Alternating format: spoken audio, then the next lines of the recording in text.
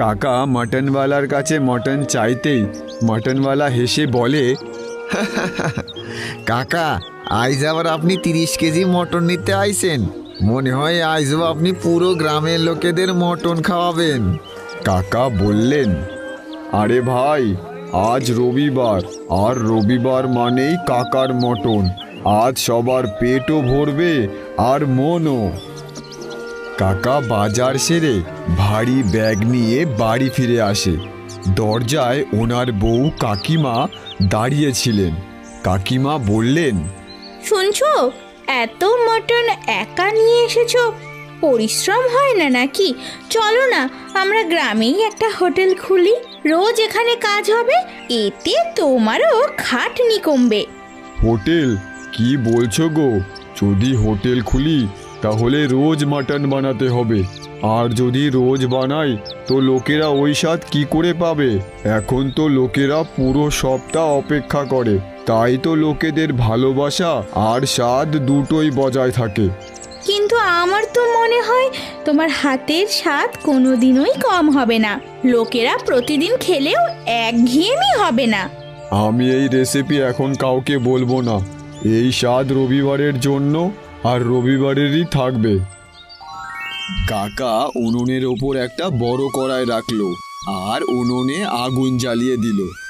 সবার আগে উনি গরম মশলা, লবঙ্গ, দারচিনি, গোলমরিচ, জিরা এইগুলো সব পাটায় গুঁড়ো করে টাটকা মশলা বানালেন। তারপর সে তার গুপ্ত মশলা দিলেন, যার গন্ধ চারপাশে ছড়িয়ে পড়ে। প্রায় 2 ঘন্টা মাটন অল্প আগুনে রান্না হয়। ওইদিকে অন্য উনুনে ভাত হচ্ছিল, আর অন্যদিকে কাকিমা পাঁপড় ভাজছিলেন। কাকিমা হেসে বললেন, আরে, এই গন্ধ তো গ্রামের কোনায় কোনায় পৌঁছে গেল। দেখবে 12টা বাজতে না বাজতেই লোকেরা চলে আসবে। লোকেরা আমার বানানো মাটন কারি খেয়ে খুশি হয়, ওটাই আমার সব থেকে বড় কামাই। যখনই 12টা বাজে লোকেরা আসতে শুরু করে। কেউ বন্ধুদের নিয়ে আসে, কেউ পরিবারের সাথে আসে। একটা বাচ্চা মেয়ে বলে, দাদু, ও দাদু, তাড়াতাড়ি দিন, খুব খিদে পেয়েছে। কাকা খুব ভালো করে প্লেট সাজায়, গরম গরম ভাত, মাটন কারি আর পাঁপড় দিয়ে।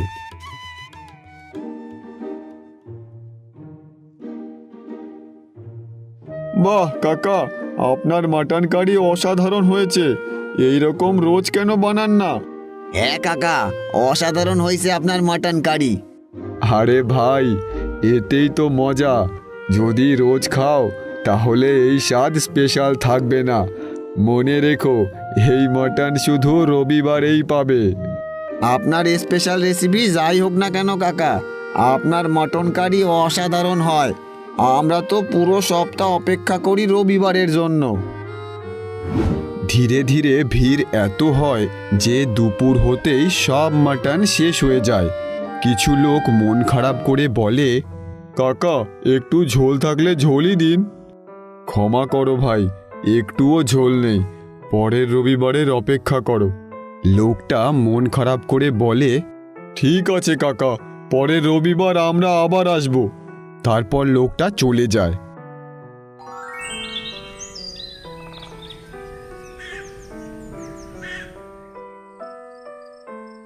রাতে কাকা আর কাকি খাটে বসে কথা বলছে।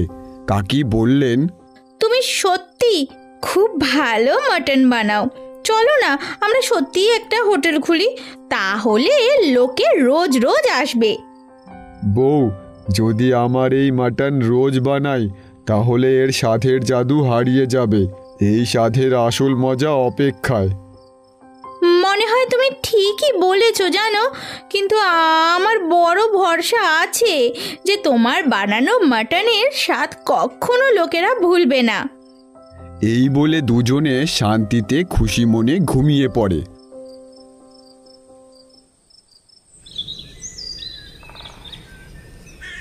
পরদিন সকালে কাকা গ্রামের গলিতে ঘুরতে বেরোয়। হাঁটতে হাঁটতে সে বট গাছ তলায় এসে বসে। লোকেরা আসছে যাচ্ছে, কথা বলছে কাকার সাথে।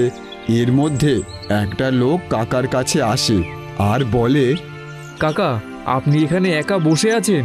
চলুন, আমার একটা ছোট্ট ঠেলা গাড়ি আছে, আমি সেখানে চিকেন কারি বানাই। আমি চাই যে আপনি সেই চিকেন কারি স্বাদ নিয়ে বলুন যে ওতে কী কমি আছে। আরে এটা তো খুবই ভালো। এখানে শুধু শুধু বসে থাকার থেকে তোমার চিকেন কারির স্বাদ নেওয়া যাক, চলো। দুজনে লোকটার ঠেলা গাড়ির কাছে এসে পৌঁছয়। তারপর লোকটা তাড়াতাড়ি গরম গরম ভাত আর চিকেন কারি সাজিয়ে কাকাকে দেয়। কাকা একটু খেয়ে তারপর বলেন, দেখো, তোমার চিকেন কারি ভালোই আছে, কিন্তু এতে সেই স্বাদ নেই। লোকটা হয়রানি হয়ে বলে, স্বাদ নেই? কিন্তু কাকা, আমি তো টাটকা মশলাই দিই। দেখো, শুধু টাটকা মশলা দিলেই হয় না। তুমি কি মাংসটা ম্যারিনেট মানে মশলা, তেল, ভিনেগার, লেবু এই সব দিয়ে কিছুক্ষণ মাখিয়ে রেখেছিলে? না কাকা, আমি এমনই রান্না করি। এটাই তো কমই। যদি চিকেনের স্বাদ আনতে চাও তাহলে রান্নার আগে ওটাকে তেল, মশলা, লেবু দিয়ে 30 মিনিট রাখতে হবে। যখন ওটার মশলা ভালো করে লেগে যাবে তারপর ওটা রান্না করলে দেখবে ওটার স্বাদ অসাধারণ হবে।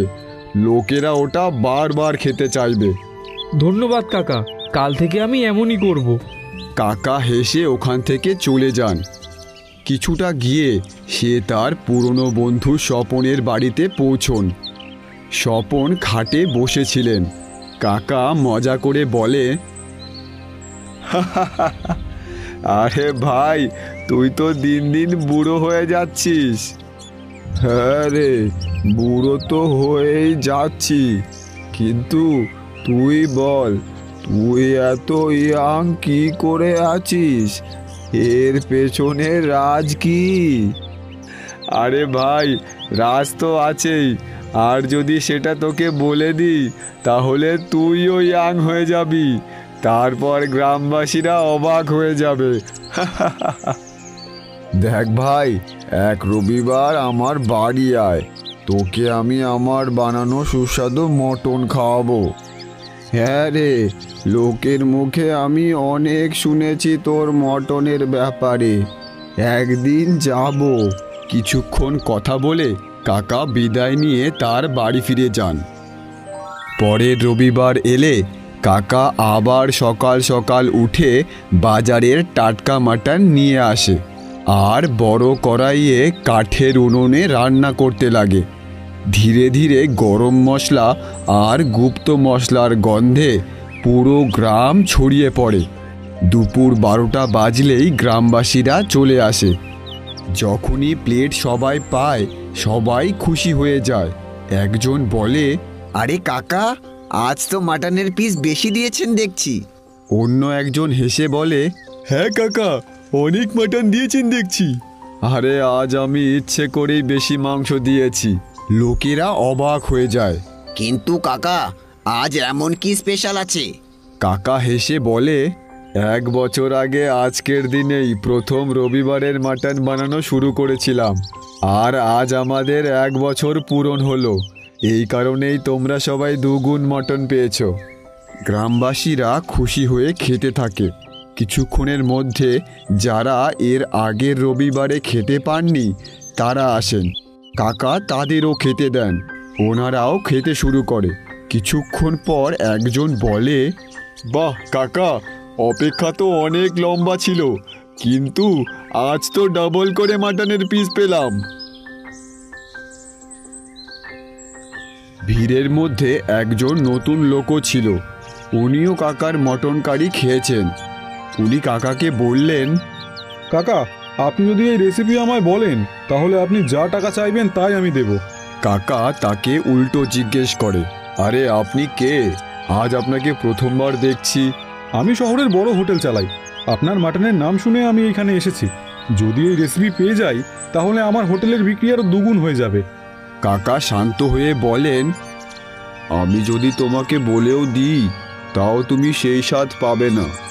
সে অবাক হয়ে বলে, কেন কাকা, স্বাদ তো রেসিপি থেকেই আসে। না ভাই, স্বাদ শুধু রেসিপি থেকে আসে না।